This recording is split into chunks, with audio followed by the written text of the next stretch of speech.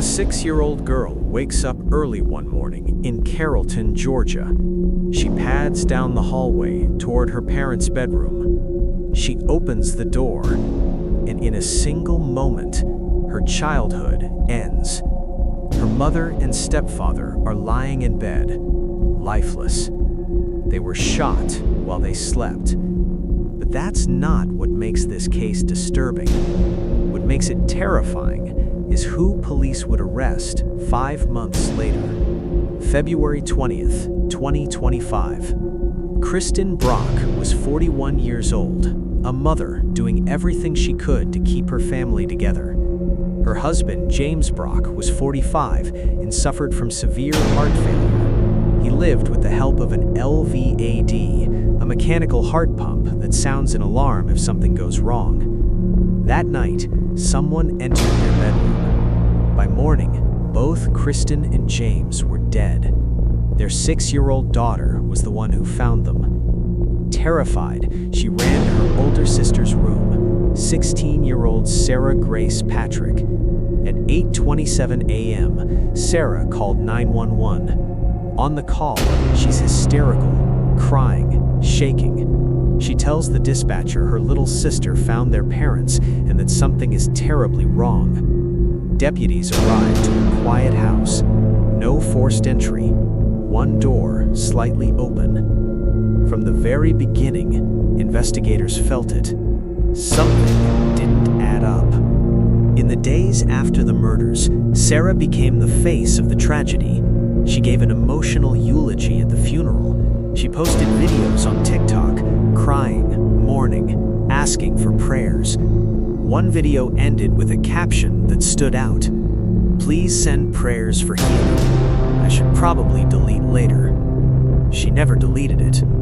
But it didn't stop there. 4 months after her parents were killed, Sarah messaged a true crime influencer with over 100,000 followers. She wrote, "Search up the Brock case. They're my parents.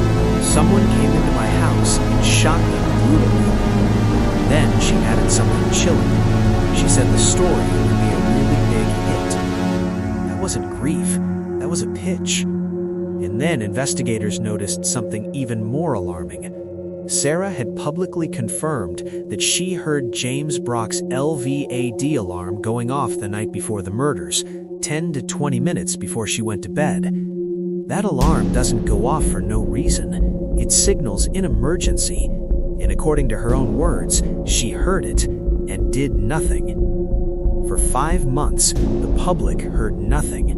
No suspects, no arrests. But behind the scenes, the Carroll County Sheriff's Office was working with the FBI and the Georgia Bureau of Investigation. They were digging through digital evidence, phone data, search histories, deleted messages, social media activity. Every click, every post, every message. And whatever they uncovered was enough to change everything. On July 8, 2025, Kristen Brock, now 17, turned herself in. She was charged as an adult with 2 counts of murder and 2 counts of aggravated assault. The sheriff later said something that stuck. From the moment the 911 call was received, this investigation never stopped. They also referenced her funeral speech, noting that it didn't sound like grief. At the very end, she said, "I'm sorry." Not, "I love you," not, "I miss you." "I'm sorry." Now, the case splits straight down the middle. James Brock's family believes Sarah is dangerous. They begged the judge to deny bond. But Kristen Brock's father, Sarah's own grandfather, publicly defends her. He says she swears she's innocent. At the bond hearing, supporters wore shirts reading, "I stand with Sarah."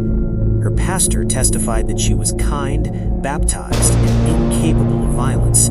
The prosecution responded with the timeline, the posts, the messages, the digital footprint. The judge denied bond, calling Sarah a significant flight risk and warning, "This is not entertainment, this is real court." Her trial, originally scheduled for January 2026, has been delayed to August 2026. She remains behind bars. So here's the question that defines this case. Can a teenager murder her own parents, then spend months performing grief online? Prosecutors say yes. They believe Sarah planned it, carried it out, and hid behind tears and TikToks. Her supporters say she's being destroyed by suspicion. In August 2026, a jury will finally see the evidence. Kristen and James deserve justice. That 6-year-old deserves the truth. And when the verdict comes, we'll be here to tell the full story. Hit the like button and subscribe for more, and I will see you in the next one.